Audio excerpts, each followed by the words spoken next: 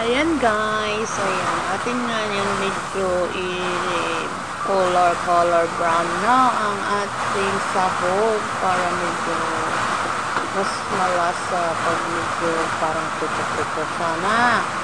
Medyo lutong konti.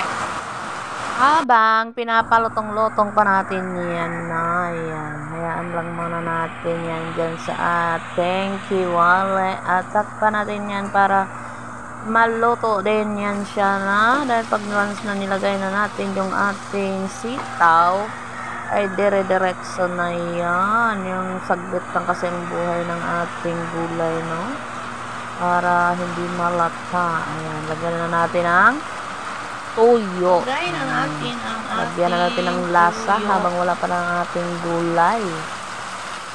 Ayan, kasi adobo yan ang ating gawin. Ilagyan na natin ng tuyo yung ating sahog.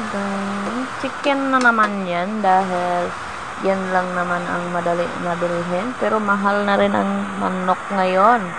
Wala kang 220, 210, di ka makabili ng 1 kilo.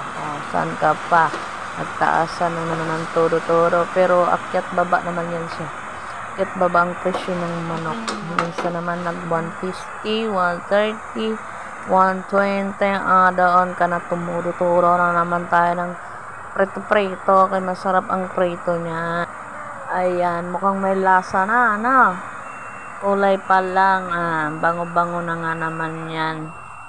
Dahil ayan ay ano na, yung karne niya ay luto na, pero lutuin pa natin, mikos-mikos pa natin yan para mas maluto. Ayan, maya pa natin, ayan na, ilagay na natin yung ating sitaw. Bira lang din ako nang magluto, no, ng ganyan, adobo, kasi masakit ang aking tuhod. Tuhod, ay hindi, 1 hod lang pala, kaya isa lang naman ang sumasakit. Ewan ko kung anong meron pag kumain ako ng may mga boto. May depekto na siguro ang tuhod. Ewan ko ano ba klaseng sakit yun, di ko alam. Rayuma ba ang tawag doon? O ano? Wala, hindi ko mga kabisado gaano mga sakit na yan, yung iba, diba, bawal talaga kumain ng ganyan may mga buto-buto, at lalo naman buto-buto ng mga karne na mga kasi lalo naman maga yung mga tuhod. Tungo na yata tayo nito. Oh my god, huwag naman.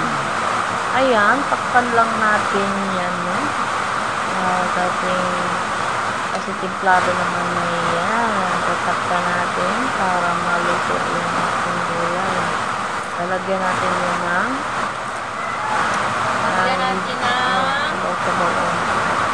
pork cube. Ilagay natin dyan ay mainit na. Para yan, ilagay natin ng pork sinigang. Kalahati lang ilagay natin para sobrahan ng lasa.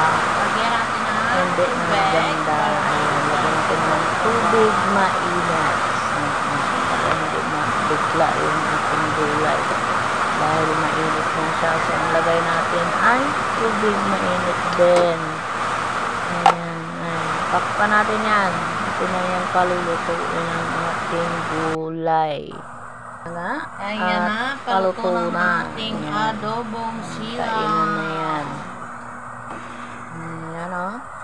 Luto na yan siya, guys. Ayan. Kunting-kunti na lang at luto na yan. At ang ating sikmura ay nag-aantay at nagugutom na. Hati na ng aking tiyan. Dahil tanghalian pa lang yan, guys. 4:00 na yata na. Grabe. Ayan, kung nagustuhan nyo guys ang ating recipe or video, pa-share. Man, thank you for watching.